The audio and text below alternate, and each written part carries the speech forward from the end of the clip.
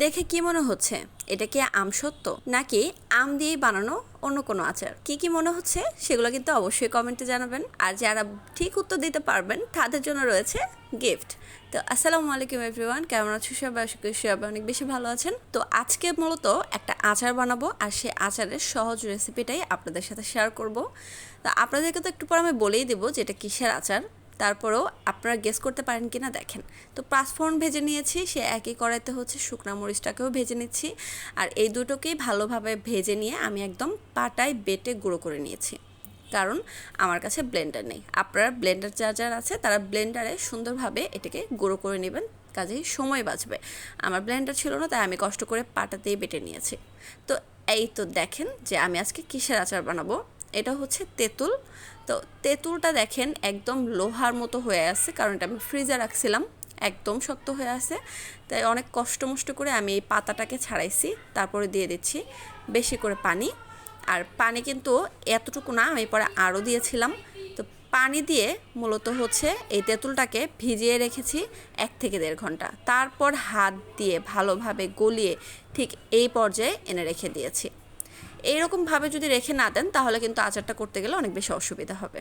তো তারপরে আমি সব গুছিয়ে নিয়েছি। এখানে গুড় আছে, পাঁচফোড়ন আছে, শুকনা মরিচ আছে, আস্ত পাঁচফোড়নও রেখেছি।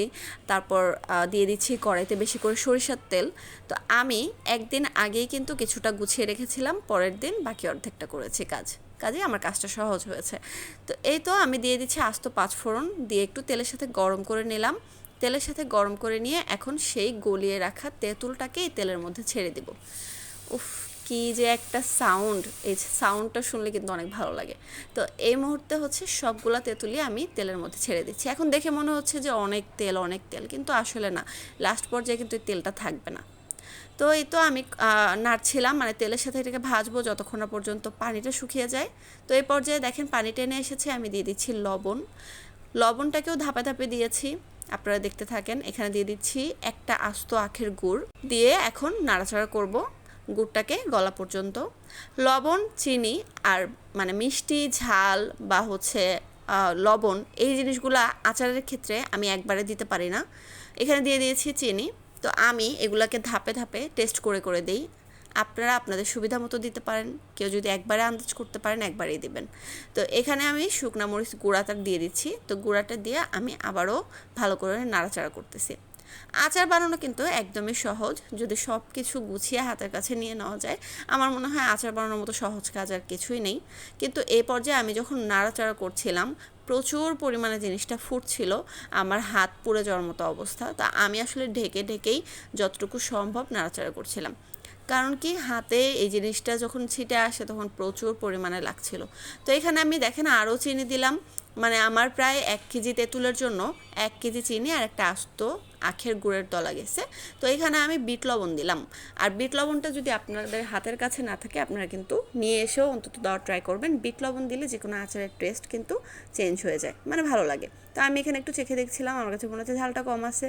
তো আমি এখানে ঝাল দিয়ে দিলাম গুঁড়ো করে রাখা পাঁচফোড়ন। তো এখন কিন্তু নাড়াচাড়া ছাড়া আর কোনো কাজ নেই।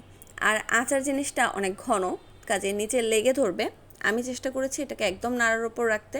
আমার বিশ্বাস করেন পা ব্যথা হয়ে গেছে, মানে আমি যে এখানে দাঁড়ায় থেকে এটা নাড়াচাড়া করছিলাম, পায়ের অবস্থা একদম বেহাল দশা। তো আচারের কালার কিন্তু আস্তে আস্তে একদম চেঞ্জ হয়ে আসছে। দেখেন কি কালার আসছে। আর এটা যখন ঠান্ডা হয়ে গেছে তখন কিন্তু একদম মনে হয়েছে যেটা আমসত্ত্ব বানাইলে যেরকম একটা কালার আসে ঠিক সেরকম। দেখে কি লোভ লাগছে? যদি লোভ লাগে তাহলে কিন্তু ভিডিওটা একটা করে শেয়ার করতে ভুলবেন না।